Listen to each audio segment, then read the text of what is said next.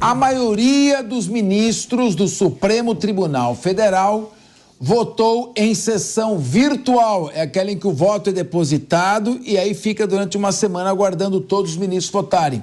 E essa votação foi a favor da constitucionalidade de uma resolução do Tribunal Superior Eleitoral que busca agilizar a retirada de fake news das redes sociais no período eleitoral. Colocou uma mentira, colocou uma fake news, a resolução do TSE permite que seja retirada com agilidade, com rapidez. Os magistrados seguiram o entendimento do relator do caso, que foi o ministro Edson Fachin. Fachin votou para considerar válida a norma que agiliza a retirada de fake news e, portanto, manter a sua aplicação. Tinha sido proposta uma ação direta de inconstitucionalidade para declarar inconstitucional esta resolução.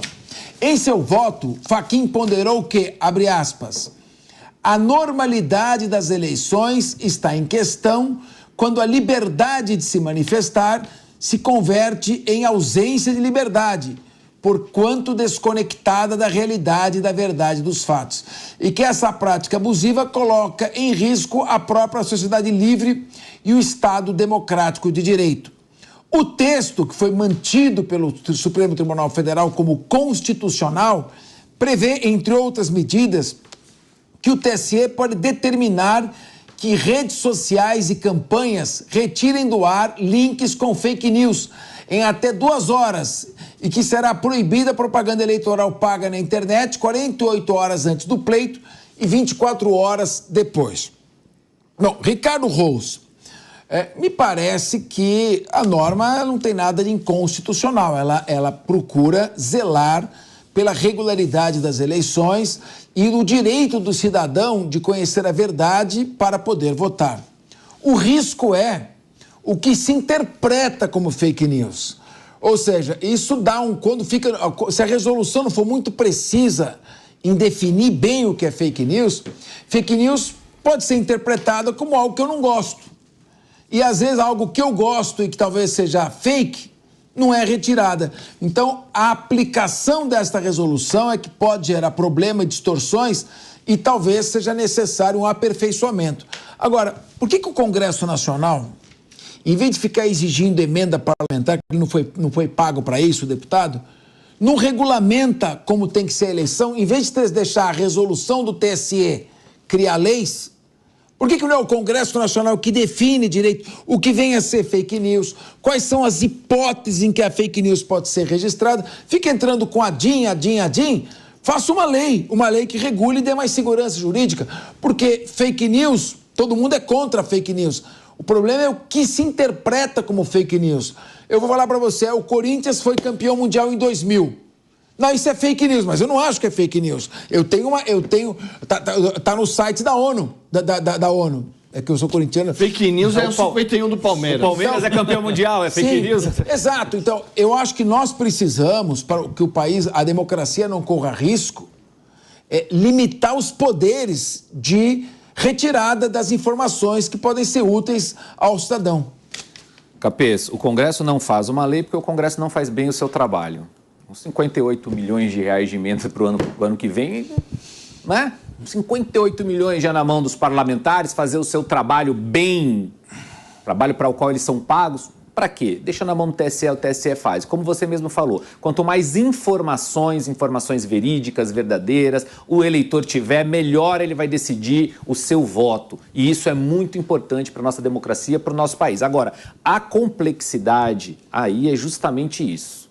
A interpretação do que é do que não é fake news. E o exemplo que você deu aqui, nós fizemos aqui na brincadeira, o Corinthians foi campeão do mundo em 2000, não foi? Enfim, alguns acham que é fake news, que é brincadeira, que não é. E se, de fato, uma questão muito próxima a essa, contendo questões eleitorais na época, cai e o juiz acha que e prejudica um processo? Vai ficar muito aberto. Mas não tem nenhuma novidade aí, a gente já esperaria essa decisão do Tribunal Superior Eleitoral, não, desculpa, do Supremo Tribunal, validando, mantendo, já era esperada. Então, vamos ver o que vai acontecer, quais serão os capítulos que vão vir nas eleições de 2024.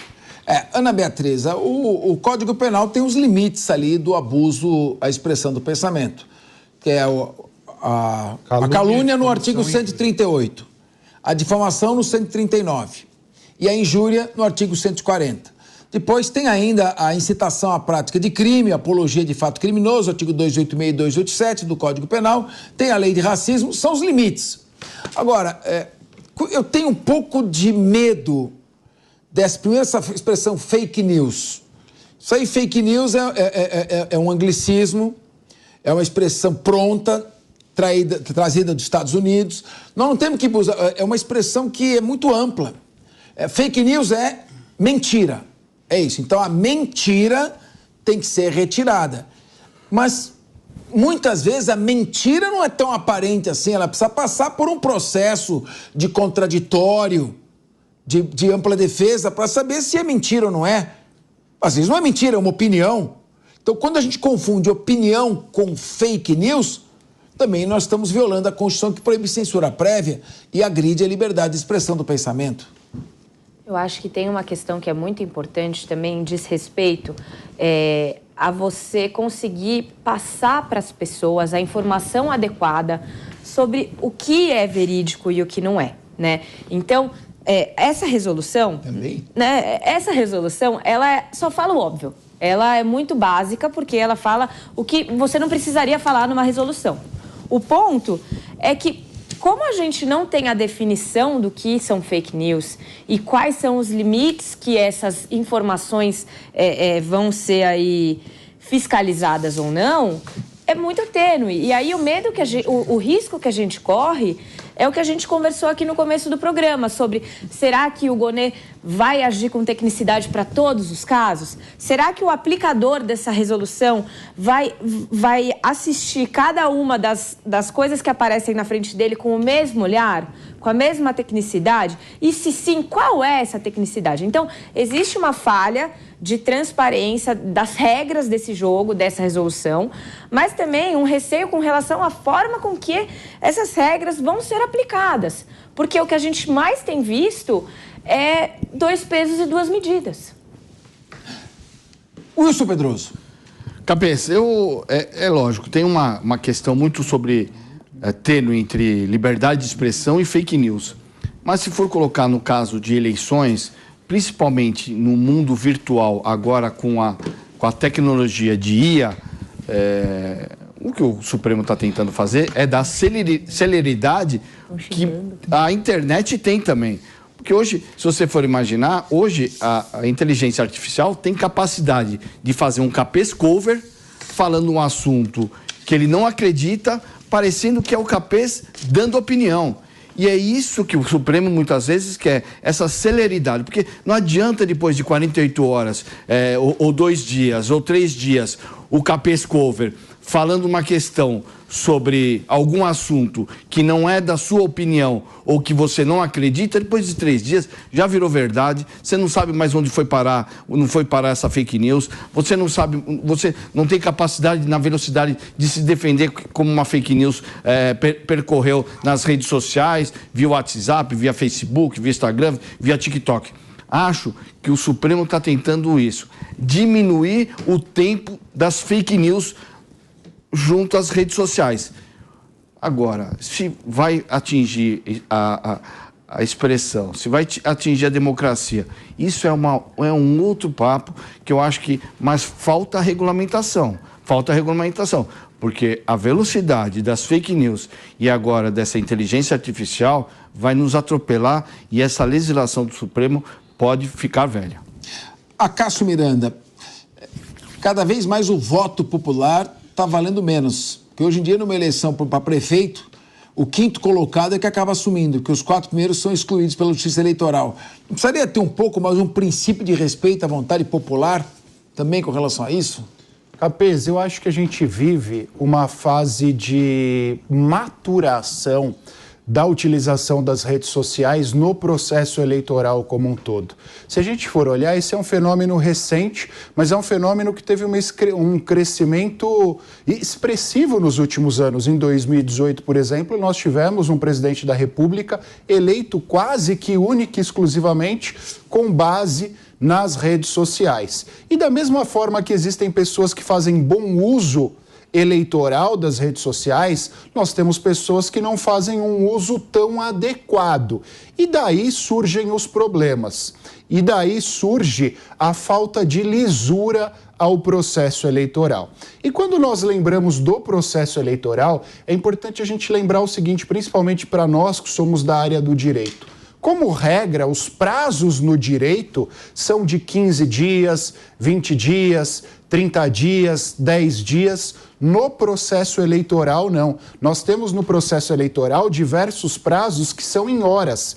Prazo recursal de 6 horas, prazo para contestação de 24 horas. Por quê? O período eleitoral é mais curto.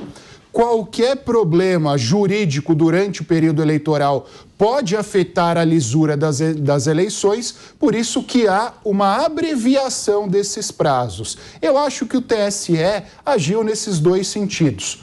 A gente vive uma maturação das redes e a gente tem maior necessidade de celeridade durante o processo eleitoral. Agora, a gente tem que ver os efeitos disso. E eu acho que vale uma ressalva aqui, você bem ponderou, mas acho que você não deu a ênfase necessária.